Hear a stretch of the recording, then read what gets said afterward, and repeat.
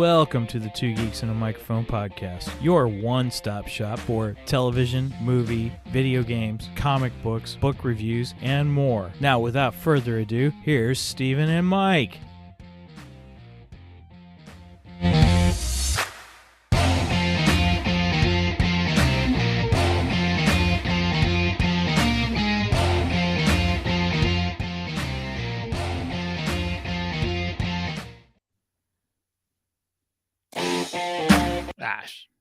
Hello there.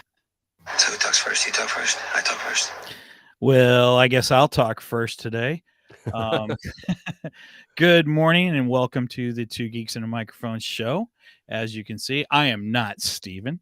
Steven is off on a well-deserved break today and next week. So in the meantime, I am your host, Michael of Two Geeks and a Microphone. And with us, we have a guest host from the unholy trilogy of all things geek, Mr. Brien Ramsey. Everyone welcome Mr. Brien Ramsey. Yay! Hello, everybody out there. Good. Happy to be here. Yes. Thank you for joining us, Brien. Appreciate it. Absolutely. Thanks for thinking of me and having me on. Well, you know, we've been doing a lot of shows with you guys, and I really like our flow that we have. So I thought it'd be fun if you stepped in and joined us for a couple episodes while Steven's out. Happy to do it.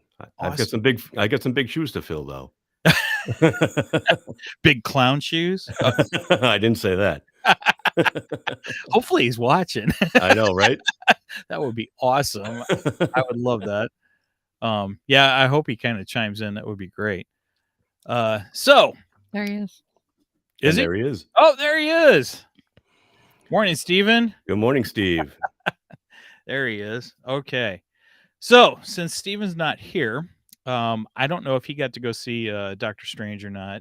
So we are not going to be talking about Doctor Strange and the Multiverse of Madness. Which is good because I haven't seen it yet either. Yeah, you slacker. I am a slacker. It's a busy weekend this weekend, I have to admit. I just got to say, I can't believe they killed Doctor Strange. I know. and I can't believe you just spoiled it for everybody out there who hasn't seen it. Oh, sorry. Spoilers. No, I did see it last night. Man, I thought it was a great movie. I really enjoyed it. Good. Of course, I won't give any details, and I won't give my review until Steven's back. Yeah, save it for the Doctor Strange podcast. That's right. Well, I mean, he and I have had such a big build up to the multiverse, and then all of a sudden, you have. This is what, show number 4, I think, in the build up to Doctor Strange. I think this is number 4. Yeah, I think so. Yeah. But I'm like, I told him, I was like, hey, the movie, I got my tickets for what is today's date? The 7th. I got my tickets for the 6th, and he goes, wait a minute, Doctor Strange is the 6th. Mm-hmm. Yeah. Mm-hmm. Oh, shoot, I'm on vacation that week. Yeah. I was like, we've had all this build up to it, and you're going on vacation, dude. I know. Sometimes life gets in the way. Right. That's what happens. Like I said, it's a busy weekend for us. It's obviously Mother's Day. Tomorrow. So we've got family obligations tomorrow. Today we're celebrating. Well, we got a lot of stuff going on. My wife and my daughter have a lot of errands this morning. And then tonight we're celebrating Cinco de Mayo finally. Nice. The basement bar here where I record in is finally complete after about 6 months of off and on construction. So we're going to show it off to the family and have everybody down and get wasted on margaritas. And I think my wife is making homemade tacos, and nice. It's also Kentucky Derby Day. So my mom is looking forward to mint juleps later. Oh, wow. Holy cow. Yeah. That's a lot going on. There's a lot going on. Yeah. So yeah, life does get in the way, and we're hoping to see it on Monday. Awesome. Yeah. We got some stuff to do after work on Monday. So I said, well, we're going to be out and about. Why don't we try to sneak in and see Doctor Strange before it gets too late? I think you're going to be pretty happy with the movie. I'm sure I will. I'm very rarely disappointed with a Marvel movie. There are a few out there that. Oh, I'm not going to say there's not. Yeah. No, there's definitely a few missteps. I'll call them missteps. There you go. But I'm really looking forward to this one. I've always been a big fan of Sam Raimi. He's an awesome director. I'm sure he's handled this one very deftly, just like he did with the first 2 Spider-Man movies. Yeah.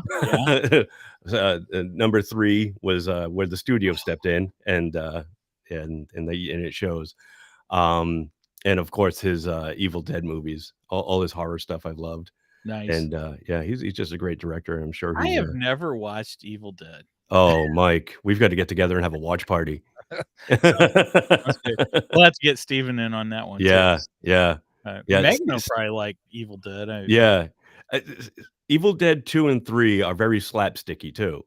Okay. So there's a lot of it borders on horror comedy, so Steven might actually Evil get Dead into that. 1 isn't. It's Evil Dead 1 is a little bit, but it's more low budget, and it's more like you try to do straight ahead horror, but he can't help not sneak in. He's a huge Three Stooges fan. Sam Raimi.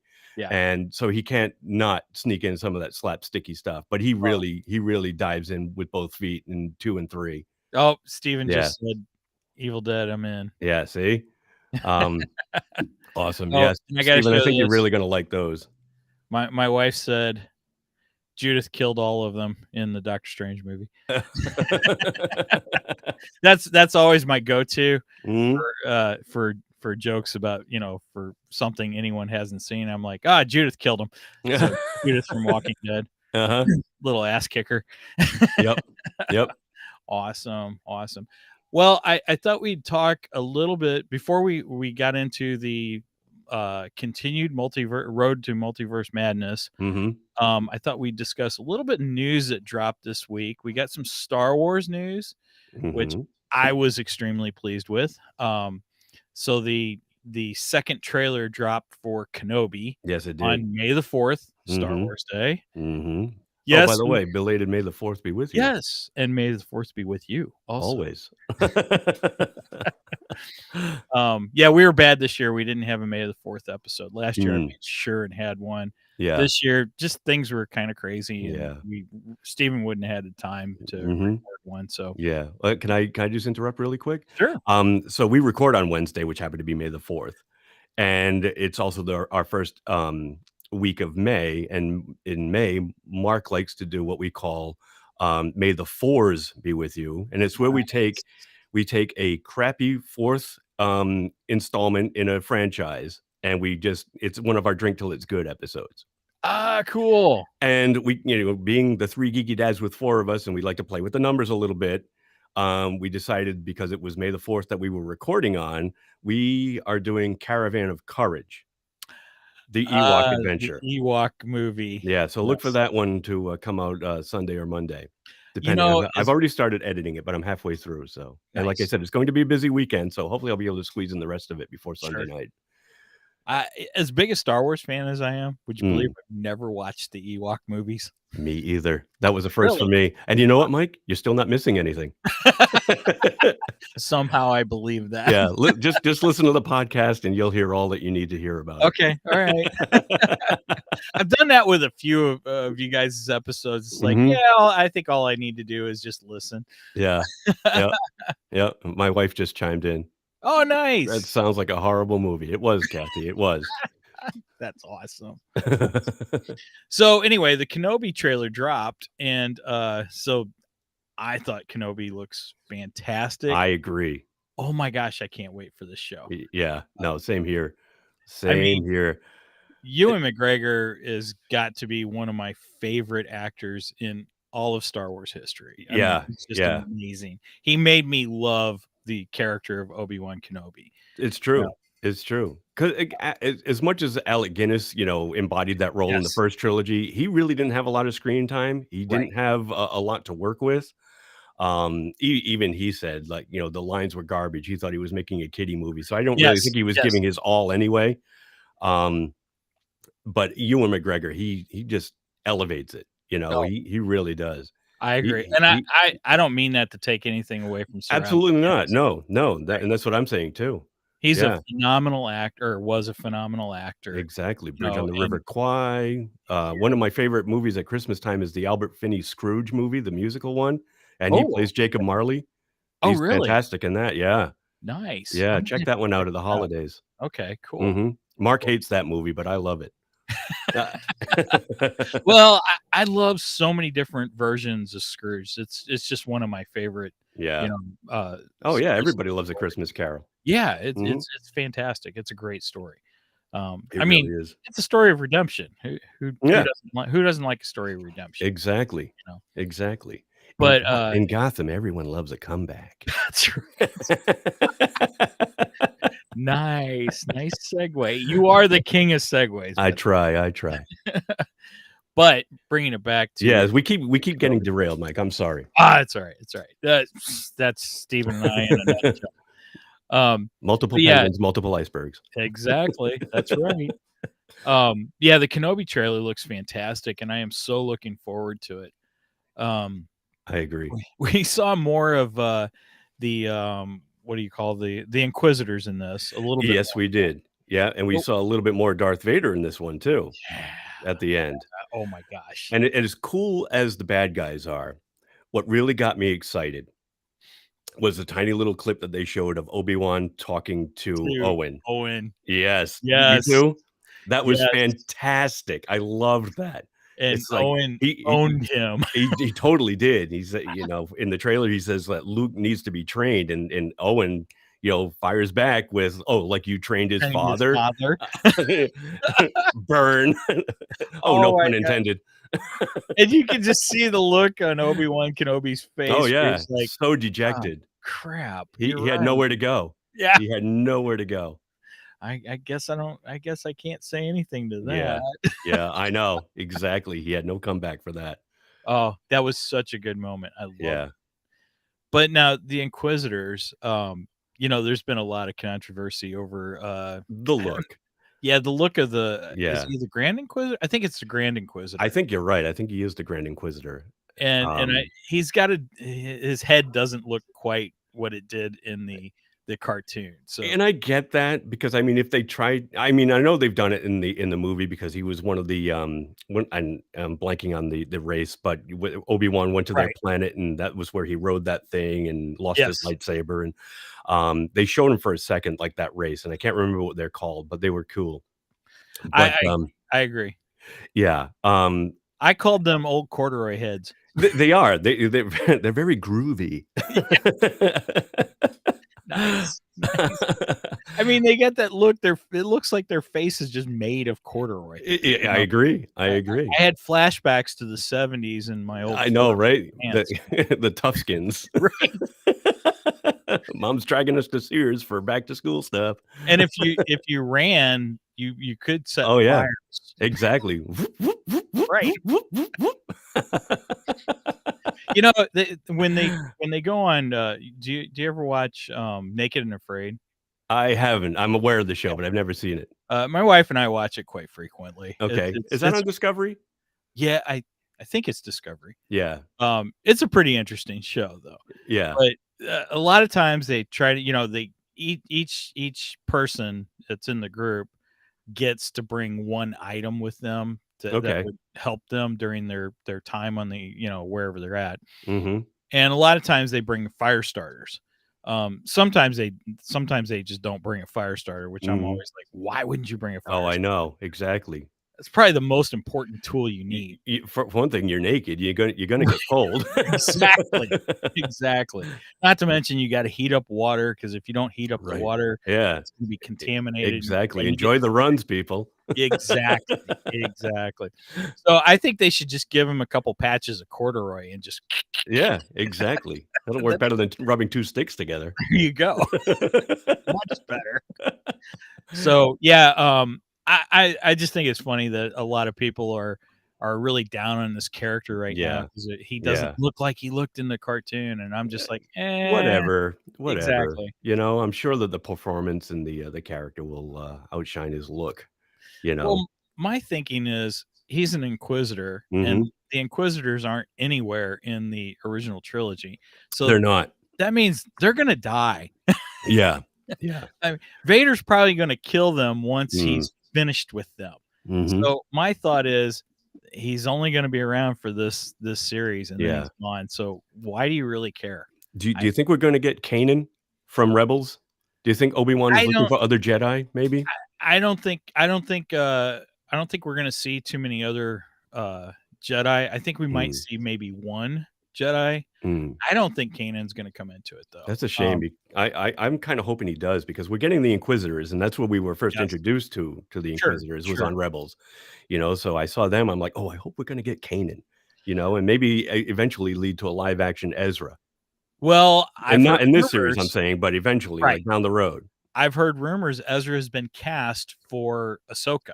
Oh, now see, that would make sense. Right. And Yeah. I totally get that. So my thinking is if we're going to see Kanan show up, it probably be in the Ahsoka series. Mm-hmm. My thoughts are this is going to be more of a misdirect, where Kenobi is misdirecting the Inquisitors away from Luke Skywalker. I think the story is more about protecting Luke Skywalker than Absolutely. it is Which is what Obi-Wan is assigned to. That's why he's stuck on Tatooine. Right. Right. Which I don't think he's going to be stuck. I think he's going to go off. I'm not saying stuck either. Right. Yeah. No, I get what you're saying. And I think at a certain point, Obi-Wan can't leave Tatooine. He's got to stay there. And that's how we get to. Right. I mean, if he's supposed to be watching over Luke, then it stands to reason that he's got to be on the planet. But if something is coming for Luke and he needs, like you said, needs to, misdirect, or lead somebody off the trail a little bit, then he's got to go off world. And that's why we see like the other planets that look like a big casino planet. Yes. Or it look casino because it's all neon, but wherever he goes. It is Star Wars. They seem to have a casino in it somewhere. I guess. Maybe we'll run into Lando. Oh, maybe. I would like that running into Lando. That'd be kind of cool. Yeah.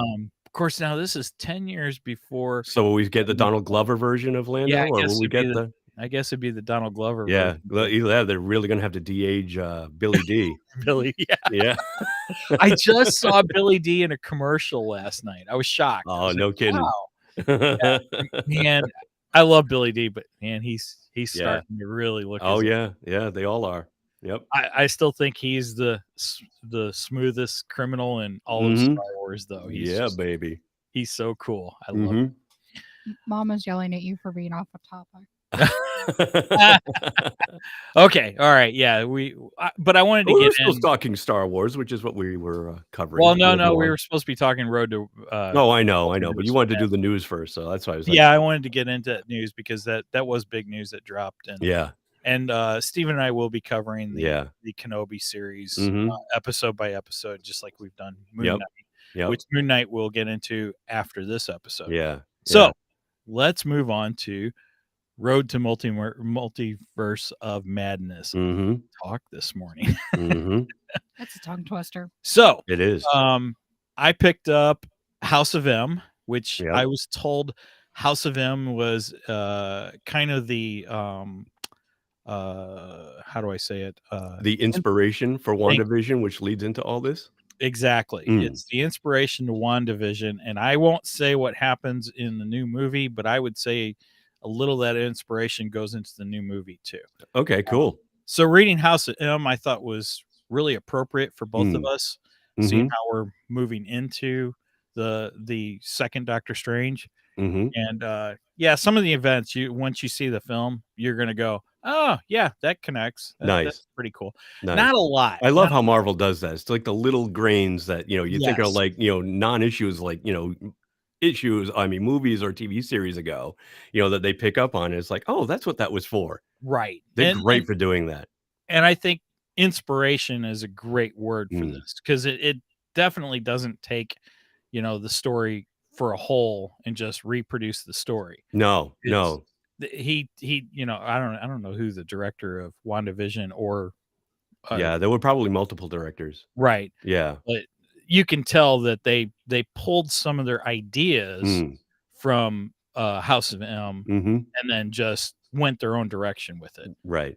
So, which I thought was cool. And they usually do that, but for the cinematic universe, they'll take bits and pieces of things and mold it to fit their narrative for the screen. Right. Matt Shakman directed WandaVision. Oh, cool. Who did? Matt Shakman, Shakman. Probably Shakman. Yeah. Shakman. Yeah. Okay, I'll take it. There goes our Tito. She's working. I had the Inquisitor race too. I just didn't know how to pronounce it. Give it a shot. Yeah, give it a shot. It's the Shakman. Oh. Paun. It was like PAU with an apostrophe AN. Huh. That is so George Lucas. Yeah. Yeah. Oh my gosh. I don't know how he comes up with those names. Mm-hmm. Anyway, we're Scrabble tiles. We're circling back. And if Zig was in there, he would appreciate me saying that. Right.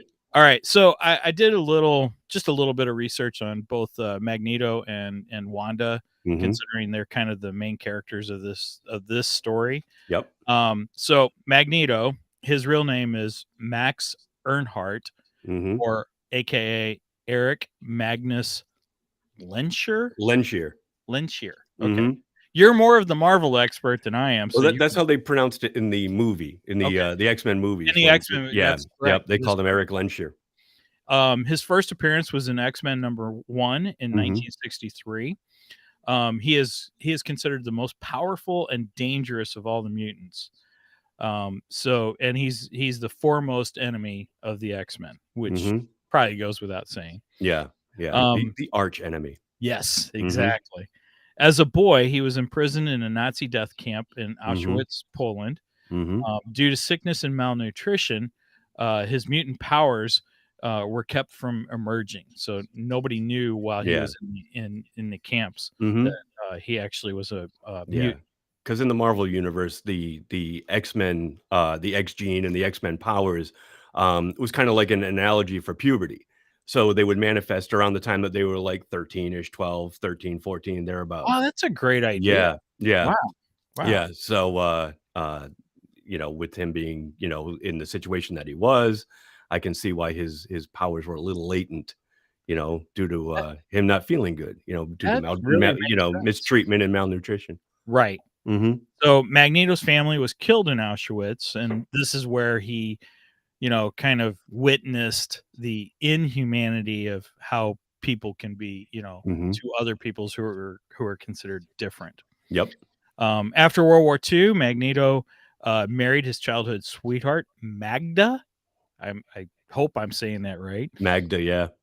And they had a daughter. Now, help me with this name. Anaya and Anna, Anya. Anya. Anya. Or Anya.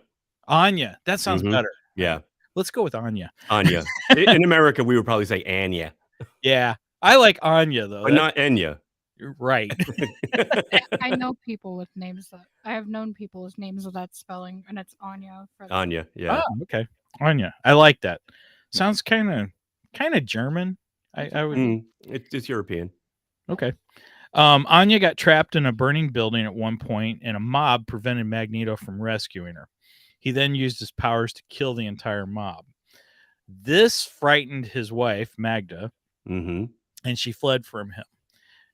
When she fled from him, she then put the twins up for adoption because she was pregnant at the time that she fled from him. And she put the twins up for adoption because she was afraid that Magneto was going to exploit them and use them for their mutant abilities. Let's see. After this, Magneto eventually meets and becomes friends with Charles Xavier, Professor X. Yep. Leader of the X-Men. Yep, leader of the X-Men. And unfortunately, due to their differing views on mutants and humans and whether mutants and humans could coexist or not, they went their separate ways. Right. Charles formed the X-Men, and Magneto formed the Brotherhood of Evil. The original Brotherhood of Evil consisted of Toad, Mastermind, Scarlet Witch, and Quicksilver. I don't know who Mastermind is. Yeah, he's not one I'm familiar with either. Yeah. I got to admit, the X-Men were not comics that I've read a lot. I mean, I'm a Marvel fan, but I'm more of like the Spider-Man Avengers kind of, kind of guy. X-Men was not really my thing until Jim Lee had his run in the 90s. I didn't really start getting into the X-Men until one of my friends in high school introduced me to Wolverine. Yeah, exactly. I fell in love with Wolverine. Everybody did. Exactly. And that's why he showed up in every book too, because Marvel realized how powerful he was as a character and how popular, he was. So that's why he was showing up in the Avengers. He was showing up in the Defenders. He was showing up as Marvel team-ups, and he was just, anytime there was a lag in sales, Marvel would pimp out Wolverine into somebody else's book. Right. Probably a smart move too. It was a smart move. Now I know that X-Men was a kind of a reaction from Marvel to DC's Teen Titans. Yeah. Because Teen Titans, of course, it's all the sidekicks of the heroes. Yeah. And it's their adventures and how they're becoming their own. Mm-hmm. Where Marvel is like, okay, we got to come up with a teen group too. Yeah. So they came up with the X-Men. Yeah. If you look at it, though, it's a slightly different premise, though. Marvel's X-Men is actually more of a parallel to Doom Patrol, where you have a father figure in a wheelchair with all these misfit heroes. True. That is true. Yeah, I would say, and especially, and I encourage everybody to if you don't have HBO Max, get a free subscription or a free trial and check out the the Doom Patrol show. That is a fantastic show on HBO Max. Well, and I would say if you like Teen, and Titans as well. Yeah. Watch Titans too. Yeah.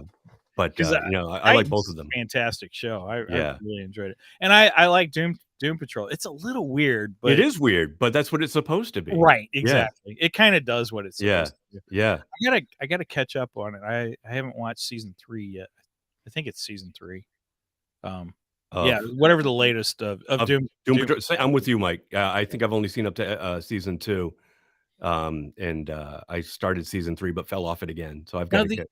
The only thing weird about Doom Patrol is they put Cyborg on Doom Patrol. I know. That was a little strange. He's never been in Doom Patrol. No, he should be on Titans. Yeah, he should be.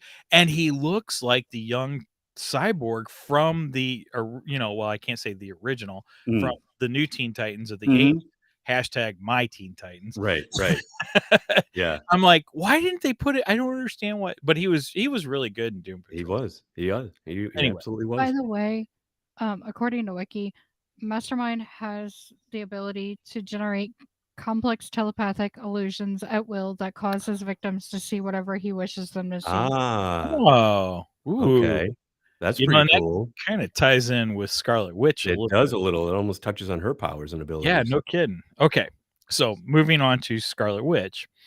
Her real name is Wanda Maximoff, aka Wanda Frank, or I didn't know that. Yeah, according to Marvel Encyclopedia, which I just purchased. Nice. Which is a fantastic book. Oh my gosh, this thing is so heavy. Check this out. It disappeared. I can't see it on the green screen. Let me hop in and I can show it. Here, you take it. Oh my gosh, that thing's heavy. Yeah, don't drop it. Jeez. Yeah, you'll hurt something. That's hardcover too, isn't it? Yeah. Oh, it's a beautiful book. Yeah, I love it. I'm gonna put that on this list. That's where I got my info on this. It's only like $21 on Amazon. Nice. I'm gonna pick up the DC one next. Cool. So according to that, Wanda Frank, and I'm not really sure what the Frank comes in. And then Wanda Magnus, which would be Magneto's real name. Her first appearance was X-Men number 4 in 1964. For years, Wanda and Quicksilver believed that Magneto was their true father. Supposedly, their mother had fled from Magneto, which I told in the description of Magneto, while she was pregnant, fleeing from her husband, fearing that her husband would exploit the children. She gave them up for adoption. The twins were raised by Django and Maria. Maria. I don't know where in the world they come up with these names. It's not Maria. It's Maria. Well, it's Marya. Yeah, Maria. So, Maria. Yeah. Wanda soon learned she had powers, and she accidentally makes a house burst into flames. And then because of that, the people of the town were going to stone her because they thought she was a witch. And turned out they were right. Well, yeah, technically, yes. Magneto then saves her, and then Wanda and Pietro her brother, which is Quicksilver. Mm-hmm. They end up joining Magneto in his war against the humans. Yeah. Which then many years later, Wanda and Pietro leave Magneto and the Brotherhood of Evil, and they join the X-Men. Wanda combined magic with her mutant abilities. So she was a mutant, but adding the magic to it just made her that much more powerful. Yep. Which is something we were talking about after the movie. She eventually, I didn't know this, she eventually defeats Dormammu. Right. Which is the big baddie at the end of the first Doctor Strange movie. Right. I've come to bargain. Yes. I love that scene. It's a great scene too. Yep. And we see it multiple times. Oh, yeah. I've come to bargain. Yeah. Then you will die. Well, pain's an old friend. Yeah, right. Later, Wanda and Pietro discover that they were not Magneto's children. They learn that the High Revolutionary had stolen them as babies and gave them powers. Oh, really? Right. So they weren't born with their abilities. Right. I didn't know that. I didn't know that either. But according to the Marvel Encyclopedia, they were given their powers by the High Revolutionary. So are they still classified as mutants then? See, that's what I wanted to discuss with you. I'm not sure. Because mutants go ahead. Have natural abilities that they're born That's what I thought. But then reading the House of M, and Spider-Man is in it. Yes. And they consider Spider-Man a mutant. And I'm like, well, that makes sense because his body actually did mutate, after being bitten by a spider. True. He wasn't born with those abilities, but see, he did mutate later on because of what happened. Spider-Man always wanted to be an X-Men, but they wouldn't allow him to be an X-Men because he wasn't a mutant. So that's I didn't know he wanted to be an X-Man. Yeah. Oh. So that's why he joined the Avengers instead. Okay. The Avengers didn't have that stipulation. No, they'd take anybody. Anybody with powers could be. Yeah, exactly. They had quite the revolving door of characters and members. And of course, Spidey did become a member of Fantastic Four for a very short time. That's right, he did. He wore a paper bag over his head. the unknown hero, right? Like the unknown comic. The unknown comic, yes. Oh my gosh! Oh, who could this unknown hero be that can shoot webs, and cling to walls? I wonder. Oh, that's hilarious! I have not talked about the unknown comic in years. Yeah, the old Gong Show. Yes, exactly. For those kids out there, there used to be a show back in the late 70s. Late 70s, yeah, hosted by Chuck Barris. Chuck Barris, yep. Yeah, and Gene the Dancing Machine. Yeah, remember they'd bring him out once in a while when things get really weird. Anyway, let's talk about falling off the iceberg. Yeah, really. That was a fun show, though. It was a fun show. Yeah, I don't know if you can pick that up anywhere. Anyway. Yeah, might be able to find some clips on YouTube, I'll bet. Now, I found this interesting.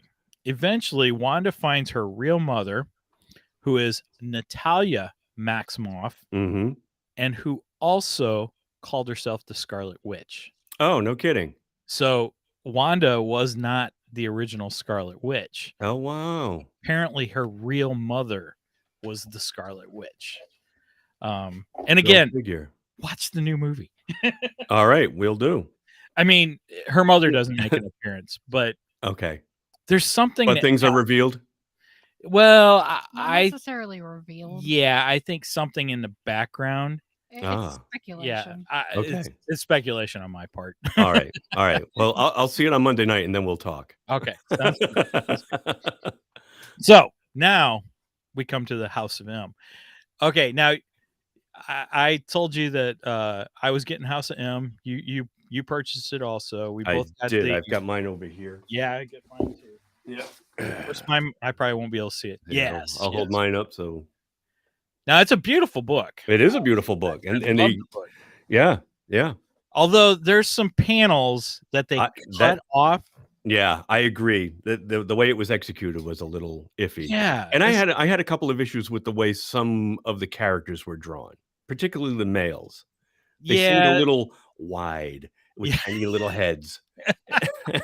The whoever did the art, Olivier Copiel, he certainly knows how to draw a female, but it's apparent that he hasn't practiced much on drawing a male figure because they're very stocky with tiny little heads. Now, Wolverine's appropriate, though. Yeah, he is. He absolutely is. But I think he was just taking that maybe, and he was like, Applying it to beefing them up a bit. Yeah, right. exactly. Scaling up a Wolverine. It was like, oh, Wonder Man in particular. His neck was always wider than his head, and I'm like, no. So yeah, there were some issues Yeah, there. no, the story was great. Yes. But there were some bits of the art that I was a little like, I don't like that. Gotcha. For most of the art, I was pretty pleased with. I mean, I've seen some comics that I just I can't. I'm like, I can't even read this because I just don't like the art style. Yeah. I know.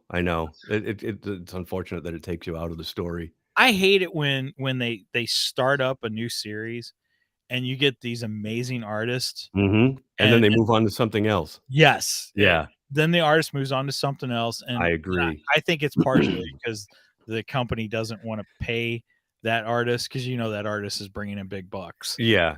Or they want to move him on to something else that they're trying to build. It's like, well, he's hot on this book. Let's put him on this book and see if we can increase sales on this one. But then the art goes downhill. It does. Yeah. And it's like, oh crap. Now I don't want to read it. No, I know. I remember I was Iron Man was always my guy. Yeah. And when I was in high school, Bob Layton was the one that did all the art for Iron Man, and it was fantastic. He owned that character. He owned Tony Stark. His art was perfect, And then midway through the 80s, maybe towards the late 90s, he left the book, and he went off to join Valiant and did Exo Manowar, another character with an armor that he created. And somebody else took over the book, and it just wasn't the same. I just fell in love with Layton's art, and whoever was taking over just couldn't draw Iron Man, in my opinion, the way that I was used to. Nice. Yeah, it happens all the time. I just noticed your wife commented Father's Day. So oh yeah, she put that in when you held up the Marvel Encyclopedia. And then my wife, I don't know what my wife was talking about, but she when says you were Tarantula, talking about Spider-Man wearing the bag over his head. Oh, gotcha.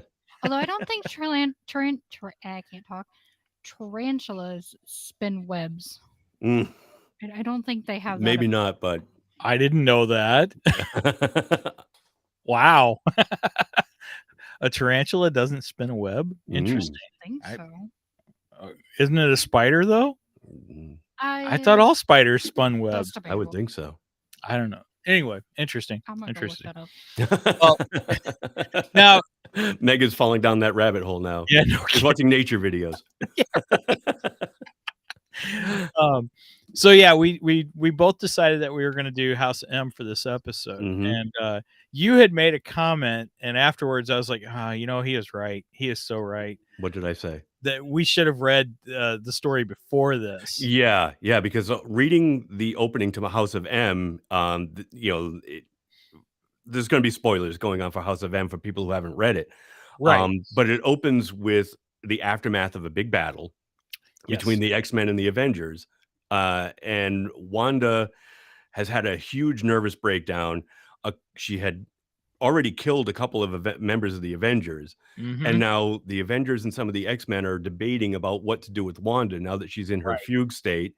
And a lot of the Avengers just want to put her to death. They want to euthanize her. Yep. And I'm reading this in the opening few pages of House of M, and I'm thinking, damn, I want to go back and read the other story now, but I don't know where to begin. Well, from what I've seen, Avengers Disassemble. I found that out afterwards. Right. Yeah. It's the story that we need to read. So okay. All I'm right. probably going to go back and read that one next. Yeah. So to Kathy, my wife, who commented on Father's Day, there's another one.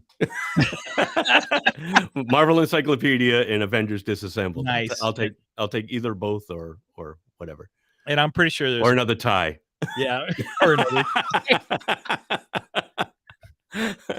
a Marvel tie? Yeah, a Marvel tie would be great. There you go.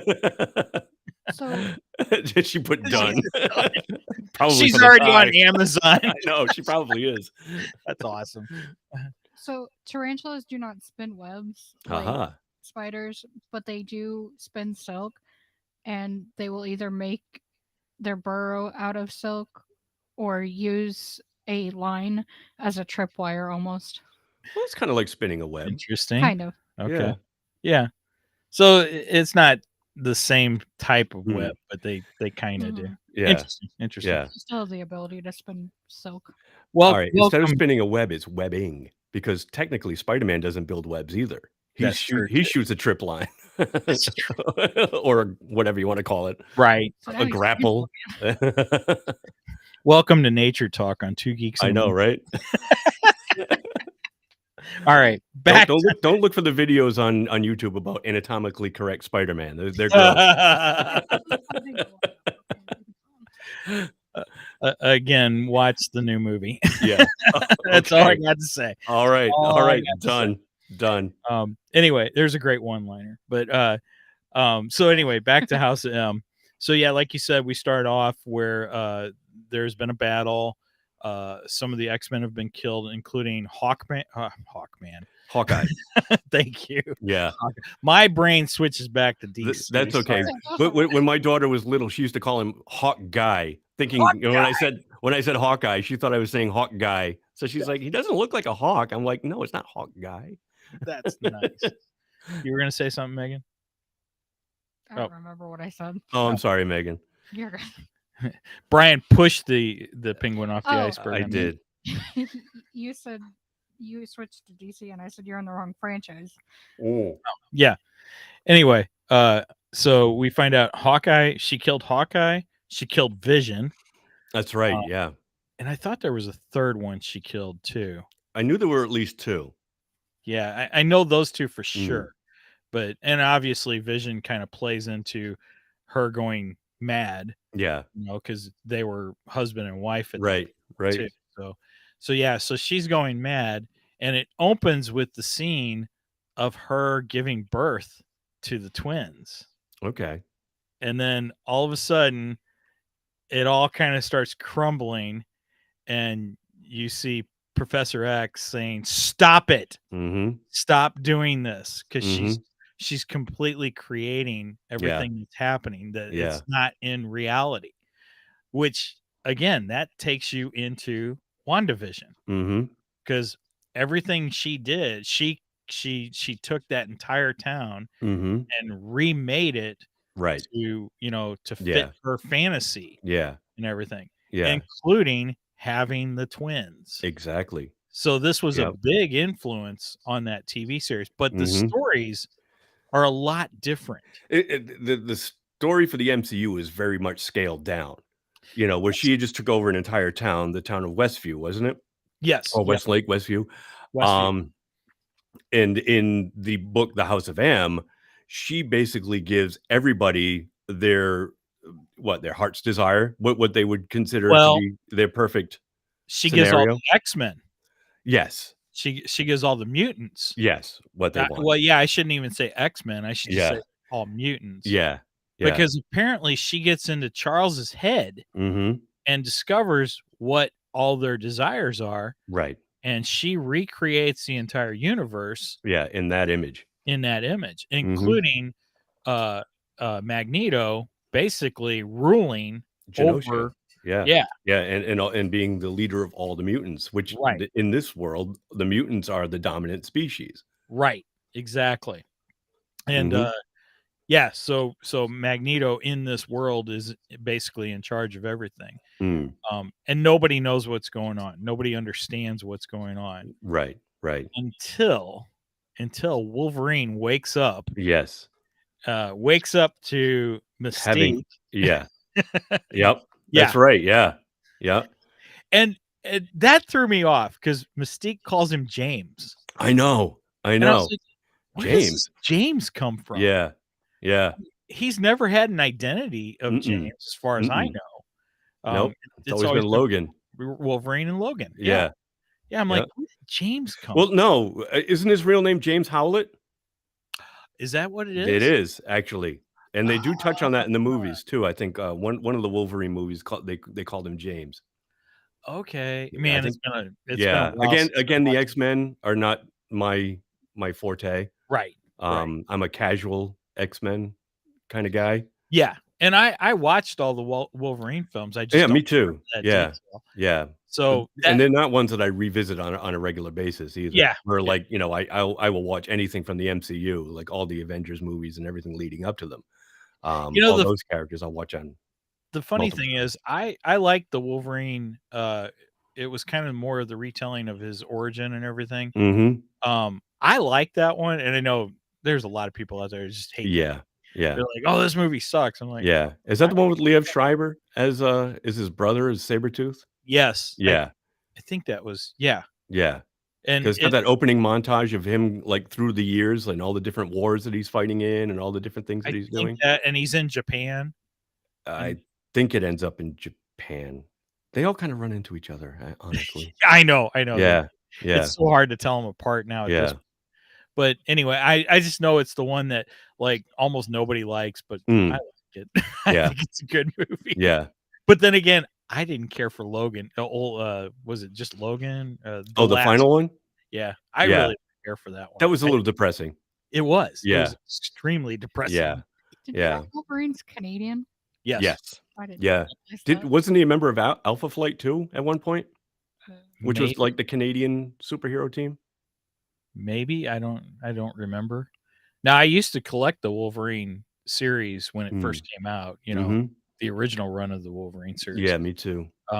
And a lot of run-ins with Sabretooth and oh man, that was a good series. Really Yeah. good series. Yeah. Anyway, so Wolverine wakes up and Mystique calls him James, and Mhm. I'm just like, who the heck's James? Yeah.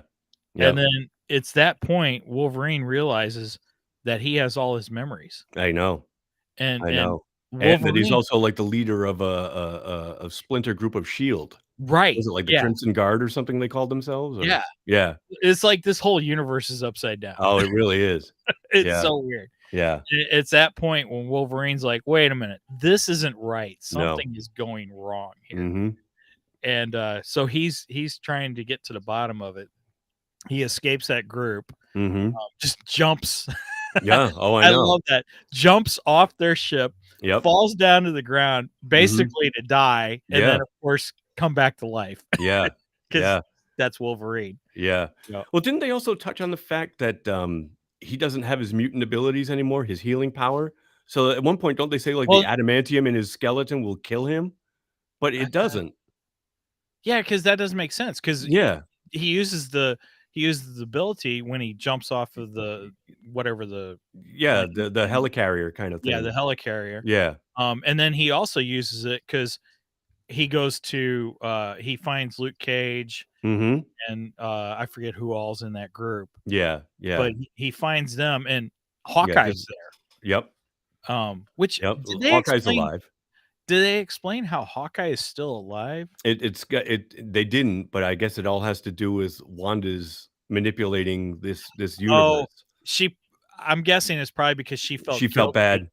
for killing him. Of Right. course, But then now why didn't the Vision come back? right, You know? that's my That was a other little question. weird. Yeah. Yeah, you would think if anything she'd bring back Vision, Right. but I see this question came up last night after we watched the movie and we were talking Angie and I were talking about WandaVision and Right. Angie is like, "Well, I don't understand why she wouldn't bring back well, shoot, I can't talk about it. It's in the movie. Yeah. Dang it. Spoilers, Dang it. sweetie, Okay, spoilers, all right, get that out of my as head. River Song All right. would say. Yeah, spoilers. Anyway, moving on. So Hawkeye's back, but yeah, for some Mhm. odd reason, she doesn't bring Vision back. Yeah. And Hawkeye shoots Wolverine and kills him actually. And then, of course, Wolverine comes back, which Mhm. was a great scene. Yeah, Angie said my tagline. Save it for the podcast. Um. Anyway, so I guess they didn't know that Wolverine has a healing factor because they're all a little surprised when he gets back up Mhm. and he's not dead, Yep.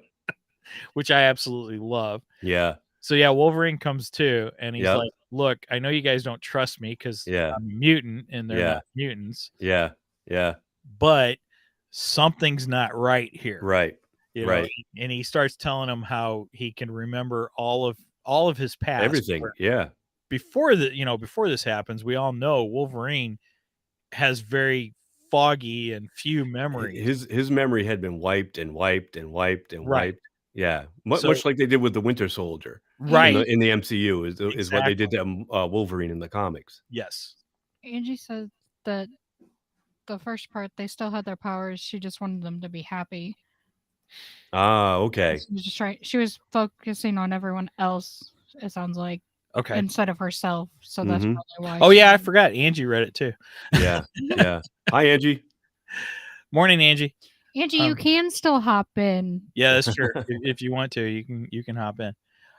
So yeah, so then Luke Cage says, I believe Wolverine Mhm. because this girl showed up yesterday That's right. with the same story Yeah. Wolverine Is had. her name Layla? Yes, Or am her I name's getting Layla. Yeah, it's just like in Moon Knight's Layla. That's why I'm Right. like, "Wait a minute, was her name Layla too?"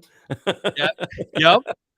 Well, I thought it was funny when they introduce her to Wolverine. Wolverine goes, "Layla, you mean like the song?" Yeah. And she goes, "No, not like the song," which I thought was hilarious. Yeah, yeah. Nice little callback. So, Yep. so yeah, then Layla, she can see the past or something. They don't really explain her No, they don't. other than she just knows what's going on. Right, Can you right. spell her name? Layla. Hey, yeah. Um, so I still don't understand who she really is. Mm, I mean, did she go on after this story? You know, I Layla I Miller. couldn't tell you. I think that was it. Miller? I think. I don't know. Layla Miller. She kind of got like an M on her face. I don't remember that being in the comic book. Codename Butterfly. Hmm. I don't know if these are things. I don't know. Maybe she has come back after Maybe. the story then. Anyway, so Layla confirms what Wolverine's saying, Mhm. and it's at this point they want to find out how the universe got flipped upside down and everything. Yep. And they come to the conclusion that Magneto is doing this.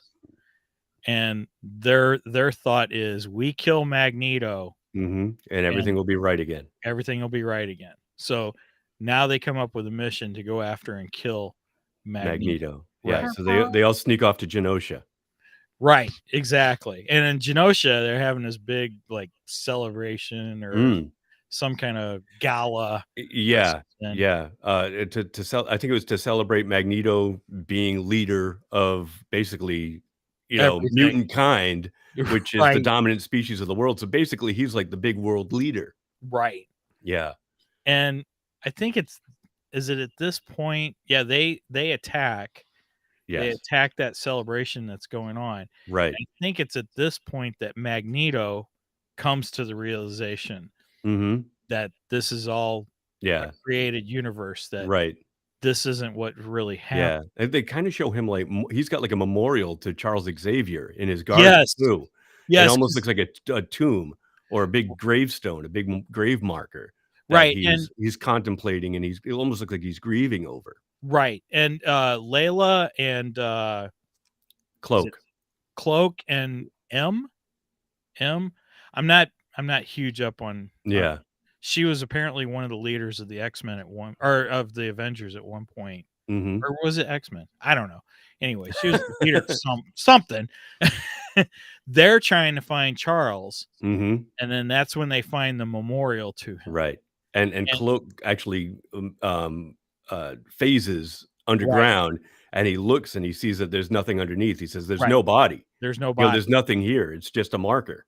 So Charles is just missing. He's Nobody gone. knows where Yeah. he's at. But Yeah. now see, I think since Wanda got into his head to discover everyone's desires, Mhm. I think Wanda destroyed Charles's mind. And Oh. that's just But where's his my body? perception. Good question. Yeah. I don't know. And they don't really they don't Yeah. that goes Is that's he in a a padded story that cell continues. somewhere in the Marvel equivalent of Arkham Asylum? Possible.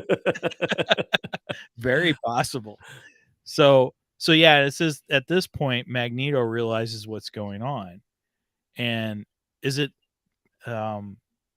does he realize right away who did all this? I can't don't remember. think so. I don't think he does. Because Pietro comes and tells him that, they're looking to kill Wanda. They want to kill Wanda for what she did. And And he's Pietro trying to get Magneto to, do something. Right. And Magneto doesn't want to. He's Right. like, "What would you have me do? What would you have me do?" And Pietro, he doesn't like that answer at all. He Exactly. does not like. He wants revenge. He wants action. They're So going to it's kill my that sister. point. Yeah, it's Yeah. that point Pietro tells Wanda, "You can change everything." Yeah. Yeah. And he has her manipulate the entire universe. Right. Right. Now, one of the things I found out about this and I thought was interesting, Wanda actually has the power to not only manipulate her universe, Mm-hmm. but she can actually manipulate the multiverse, which makes her one of the most powerful characters in Yeah. all of Marvel comic books. Yeah. If not the most powerful. Exactly. I mean, if you can manipulate entire universes, not just one, but multiple at the same time, then I would say that's probably probably the most powerful character that you've got. You can alter reality Right. in multiple planes of existence at one time. Right. Come on. Yes, exactly. Who doesn't want that power? I can have everything I want, not only in this world, but every other world, every other plane of existence that's known and unknown. Come on. To quote Emperor Palpatine, ultimate power. Always got to get a Star Wars reference. Exactly. Angie said it was when Logan starts talking to Wanda that her brother comes after them. Okay. Mm-hmm. Okay. So yeah, at this point, Pietro comes after him, and that's when Magneto realizes it's actually Pietro who has convinced Wanda to change everything. And Magneto's pissed because he's like, "You've ruined my name." Yeah. Which I kind of find funny. And I mean, this is Magneto. Yeah. Yeah. How much value does his name actually have? Yeah. I don't know. But he was very upset because everyone thought it was Magneto, and it turned out it was actually Wanda. And well, everyone thought that Magneto had convinced Wanda to do this when it was actually Pietro who convinces Wanda to do this. And it's that point Magneto kills Pietro. I know. Wow. That's something else. Yep. And brutally too. Yeah. Like, was it chunks of metal he just beats him over the head with? Yeah. It was pretty insane, man. Yeah. Yeah. It's like, wow, you just killed your own freaking son, dude. I know. I mean, I get it. You're mad, and but I guess something else you could have done. I know. I guess he really liked the position that he's in now. He doesn't want it to change. But he does, because I don't know. He's always a conflicted character. That's true. That is very true. Yeah. Angie confirmed he was mad because he used his name. So Angie confirms that. So yeah, it's that point that we discover Wanda has created everything that we've seen happen here, and Wanda at this point basically starts to put everything correct, except she does one little extra thing. She whispers, "No more mutants." So the world goes back to normal. The universe goes back to normal. Except over like 90% of the mutants have either disappeared or just lost their powers. Now, the core, they seem to still have it. I mean, like Wolverine, Cyclops, all the main ones we see in the X-Men. They seem to keep their powers. But everybody else has either disappeared or they have lost their powers. So, what did they say? There was like hundreds and hundreds of thousands of mutants out there, and then there was only like a couple of hundred left by the time she was done. Because Emma Frost went and used Cerebro to check out the situation. And that's when she could see the entire globe. And instead of like, it being, she says, this is what it should look like, but this is what we got. And there's like a speck here, a speck there, a speck here. And those little specks are like mutants, where it should be like the whole globe should be glowing with, mutants all over the place. Oh, now Angie says their genes disappeared. They didn't disappear. Aha. Which, I mean, that makes sense too, because she still wouldn't be able to detect them with cerebral. Mm-hmm. I can never say that right. Cerebro, I know. It's a tongue twister. It is. It is. Marvel is good for that. They are. They are. But yeah, that would make sense why she couldn't see them. But Mm-hmm. I had maybe I misunderstood that because I thought that several of them had just disappeared. Mm-hmm. But yeah, I knew several of them also lost their powers. So yeah. I kind of think this is, in a way, Marvel's version of DC's Crisis. Could be. Because Crisis they used to, combine the multiverse in DC. Now, granted, they're not combining the multiverse in No, Marvel, but they're changing things. They're switching things up in a big way. In a huge way. Mm-hmm. Because I mean, you just eliminated so many. I think what it is they probably came to a realization that they've just gotten overpopulated with mutants. Yeah. Got too big. Scale it down. Yeah, let's scale this back down, and then we can build it back up as we go along. Yeah. And I think which I think they did, from what I read, within 2 years after the publication of House of M, there were a few other publications. There were a few other Houses of M stories too. Yeah. Wasn't there a Spider-Man House of M? There was Avengers House of M. Okay. And I think within 2 years, everything had kind of come back to normal. They had brought everybody back. Which, I mean, DC does that too. Oh yeah. Yeah. Nobody stays dead for long in sci-fi. Exactly. Regardless of the franchise. Right. Yeah. So yeah, I mean, how many crises? Oh heck, we're getting ready to go into a new crisis on DC. They're going into Dark Crisis over there. Oh, are they? Yeah. Okay. I don't know what Marvel's big crossover event is right now. Yeah. But actually, technically, DC I think has 2 crossover events going on. And maybe the second one isn't the big crossover. I think the Dark Crisis is the big crossover that goes into all of the issues, which, by the way, I hate. That was part of the reason I kind of quit collecting comic books. I agree. I absolutely agree with you, Mike. It's like I can't afford to buy every single. No, and if you could, good luck finding them sometimes too, depending on how popular the book was. If it's sold out, what are you going to do? Especially in the days before the internet, when all this stuff was available digitally. Exactly. If you didn't have a physical copy in your hand, you were screwed. I don't know what happened. Exactly. So, I mean, some of those you can just follow the main storyline, which this is the same way. Yeah. House of M is the same way. What you and I read was just the main storyline. Right. This went off into other books. It really did. Right. Yeah. I was looking online, all the branches that it took, and obviously we discussed the before, the Avengers Disassembled, which leads into this. Right. And then you've got this 8-issue series, the House of M, but then you've got, like I said, all these little splinter, stories afterwards. Right. And some were labeled House of M and some were just continuations and regular runs of other books. And it's like, how do you follow all that? Yeah, I'll send you the list. I found a list online. Oh, wow. Okay. Yeah, that has all the different stories, and there's quite a lot, Mike. So, oh, geez. Yeah, good luck hunting it all down. Well, DC's got Dark Crisis, and then they've got I think it's Dark Flashpoint or no, Flashpoint Beyond. Flashpoint Beyond, which Flashpoint Beyond I'm going to follow. I'm not going to follow Dark Crisis. I figure I might do the same thing we've done here with House of M. Wait till that comes out as a trade paperback and just, get the trade. Or maybe follow it on the DC app. I don't know. But I'm not going to follow every single comic of that crazy thing. There's just no way. Yeah. But now, Flashpoint Beyond. I love the Flashpoint series. Yeah. And anything going into the Batman Beyond universe, you got me. I'm there. Yep. So, yep. I'll be getting that. Yeah. Yeah. Oh, Angie just brought it up.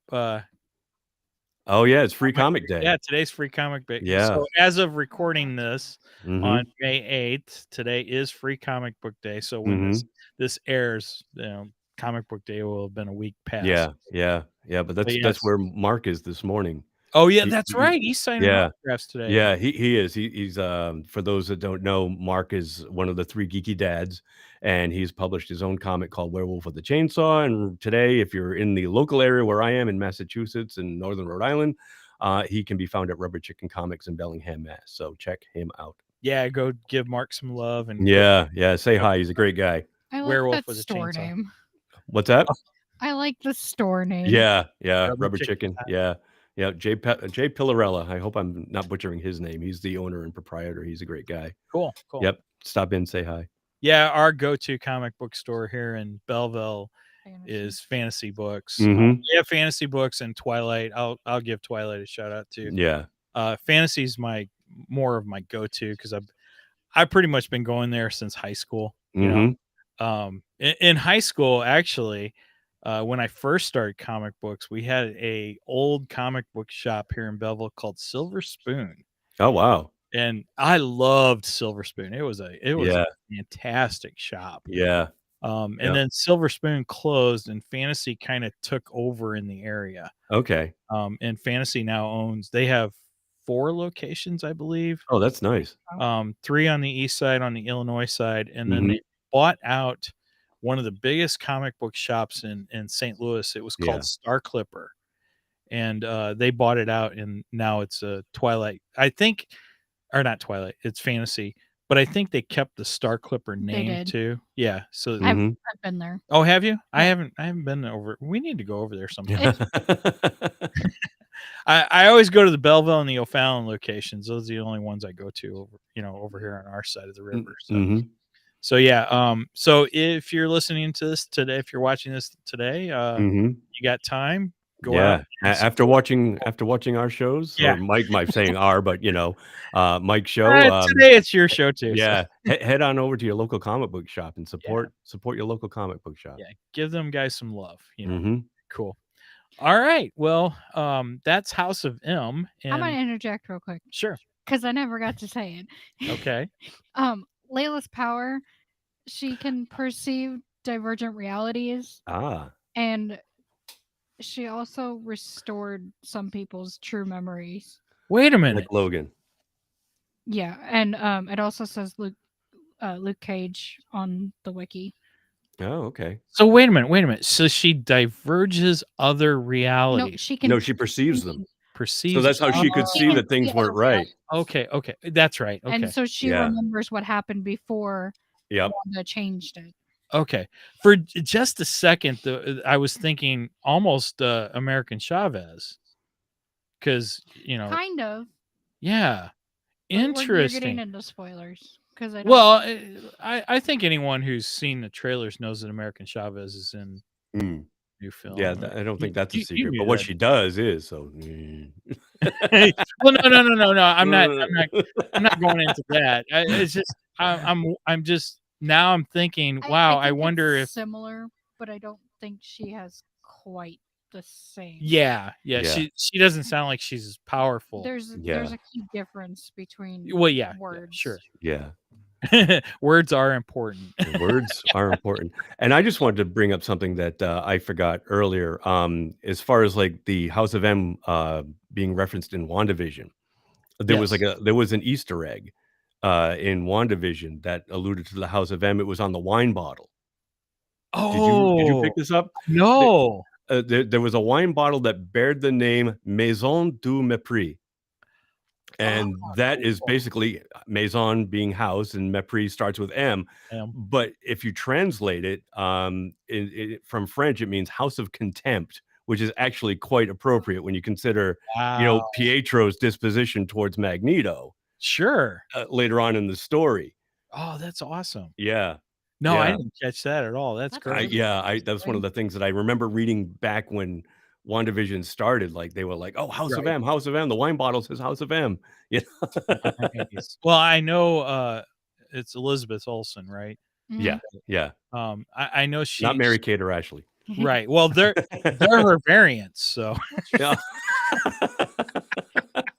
They are. But they do look alike. They do.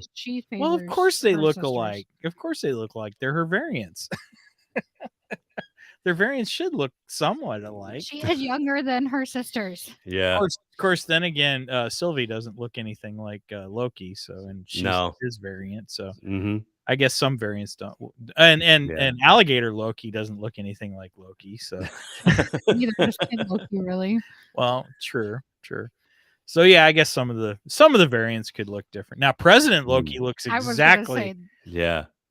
He is Loki. So. Yep.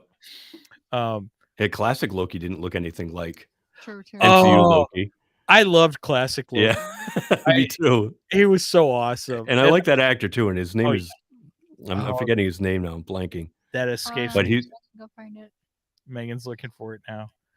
You know, I thought that they should have done like an internet, maybe like a YouTube thing where they just had short episodes with him doing things. That would have been so cool if they would have done that. I agree. I think Marvel should bring back the one shots that they had for a while. And Right. they're all available now on Disney Plus too, which is great because they were extras on the DVDs and Blu-rays when they first came out. Yeah, see, they should have done that with Loki. That I agree. And I agree. you could have done one for each one of the variants. Mm-hmm. That would have been really cool. Yeah, I it would. I don't know what the heck you do for alligator Loki, but Yeah, I don't know either. You could team him up with one of the other variants. right. Typically with Kid Loki. Yeah. Sure. Richard E. Grant. Oh, Richard E. Grant. Yep. Exactly. Yep. He was great. I loved He him. was And good. I loved the look of the classic Loki costume. Yeah. So And it's just like when they did the Halloween episode in And WandaVision, and WandaVision. Vision showed up in his classic outfit, complete with a red face. Right. But I think he was wearing like tennis shoes or something like that. I think so. Yeah. Because And it then would get uncomfortable walking around the city in Right. those weird little booties. Right. And then her costume looked very similar. Very comic accurate. Yeah. Yeah, but I love Vision's line where he said it was the only thing in my closet. Everything looked like this. I had no choice but to put this ridiculous thing on. All the yellow and green in his closet. Yeah. That's hilarious. I love it. Yeah, I thought WandaVision was a great show. It was. Yeah. And it's kind of fun now.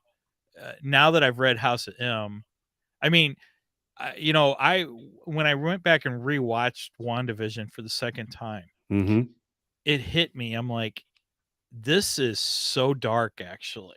Yeah.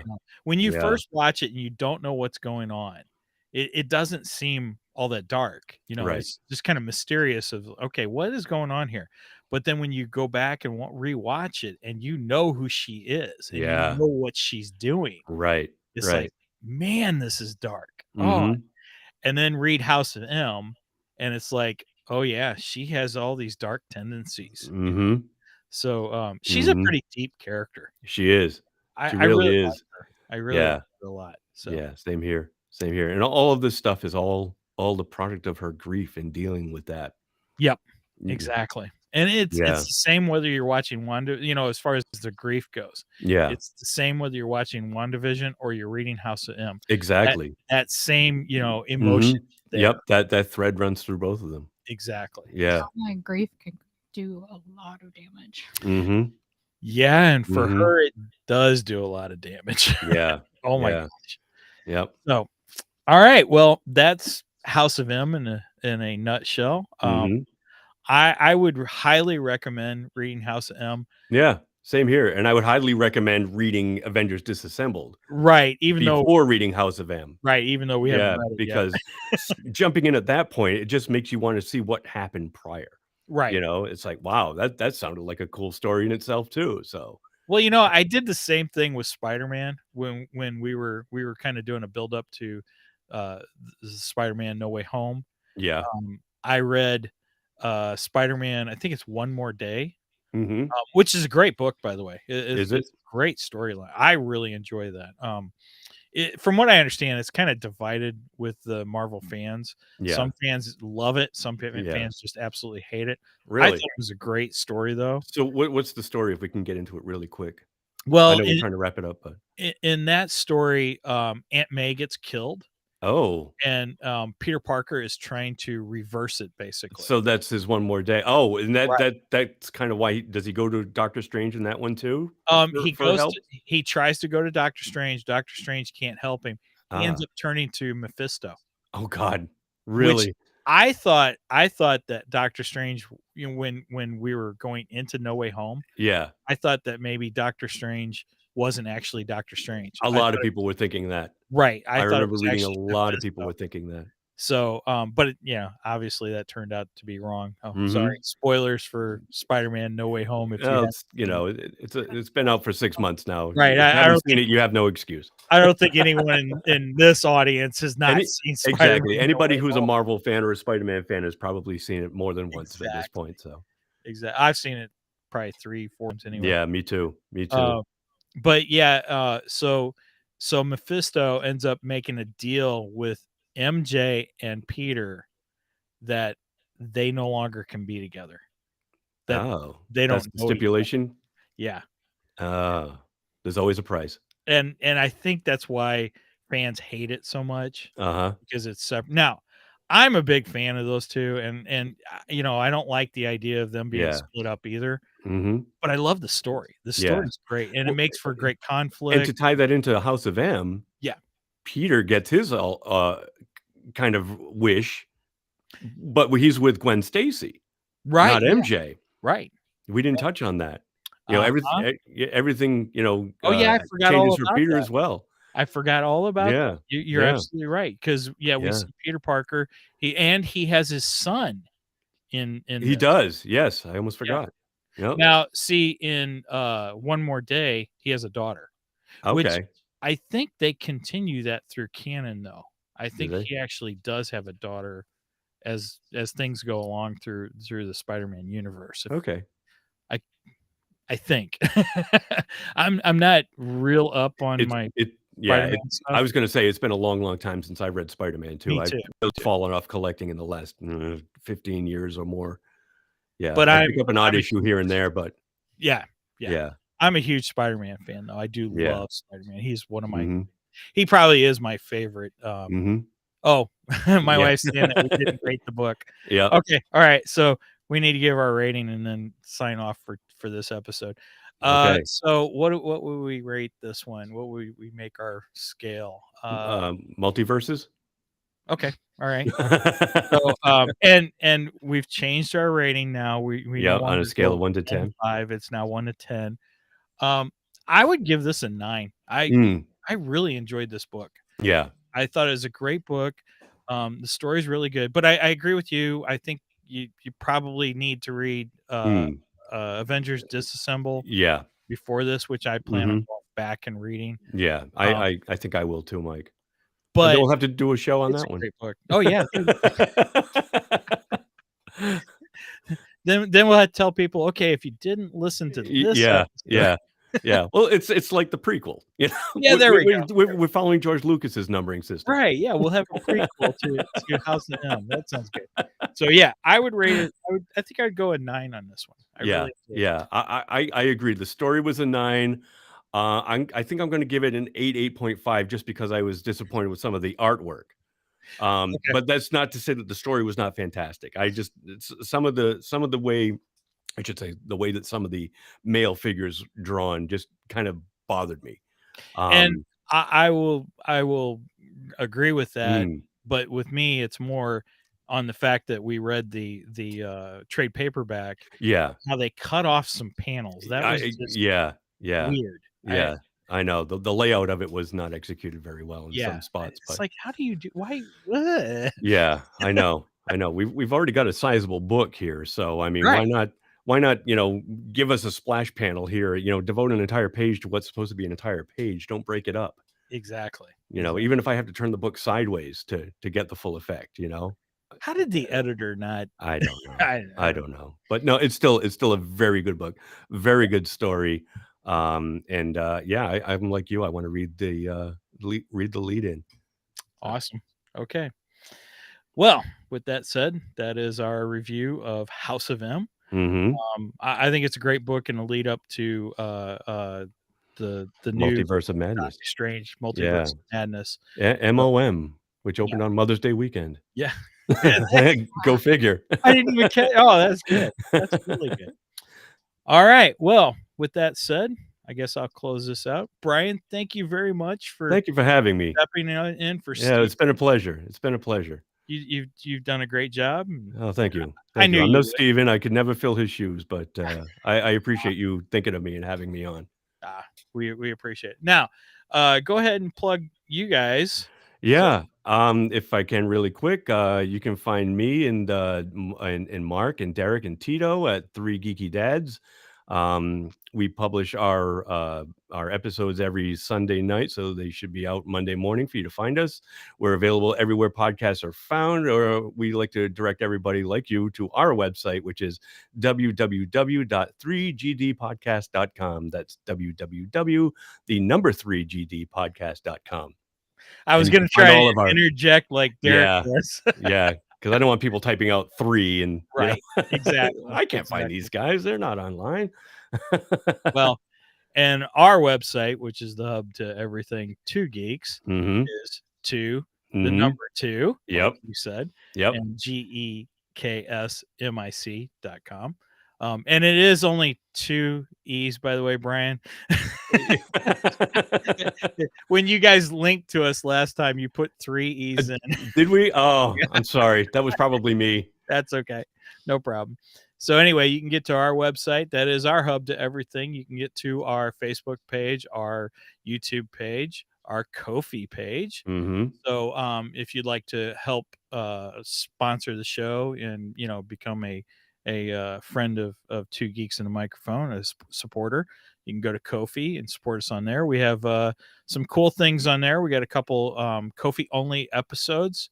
We did Logan's Run and Wrath of Khan, Star Trek Wrath of Khan, which were fun episodes. We got one in the works when Steven comes back from vacation. I believe we're going to go with Planet of the Apes. Nice. Because I know you guys are going back and forth about which ones. Yeah. Yeah, I think we're going Planet of the Apes because, number one, I just want to say, get your dirty stinking paws off me, you damn dirty ape. Yeah, I always fall on you maniacs. You blew it up. You blew it all to hell. Oh, such a good movie. And Charles Heston is just phenomenal in that film. So. Yeah. Don't forget to mention that the screenplay was written by Rod Serling of Twilight Zone fame. Oh, yeah. That's a good point. Good point. So next month, we should do the Twilight Zone. Oh, good one. The movie or the show? Yeah, I was just going to say the movie or the show. Yes. That's my daughter. I love Twilight Zone. We love Twilight Zone. Yep. Anyway, so you can catch us there. Support us on Ko-fi. Also, if you support us on Ko-fi, any level supporter gets access to our Discord. What do you call that, Megan? Discord server.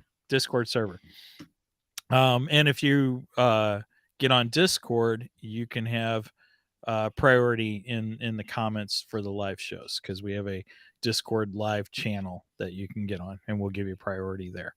So, also, if we get when we have people in Discord, we can have more special things going on.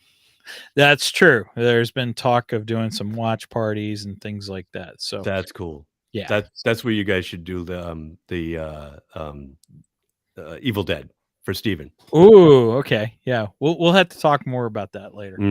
All right. So with that said, again, thank you very much, Brian, for joining us. Thank you, guys. Thank you, Mike. Thank you, Megan, and thank you, Steven, for going on vacation and allowing me to have this opportunity. That was great. I love it. All right. With that said, I'll close this out. Over and out. And Excelsior.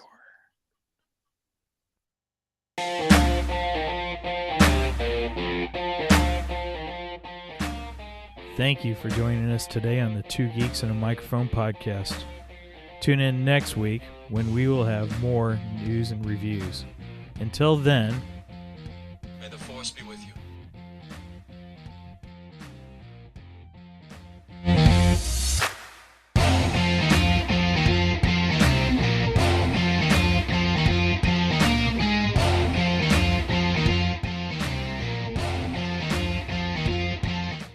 What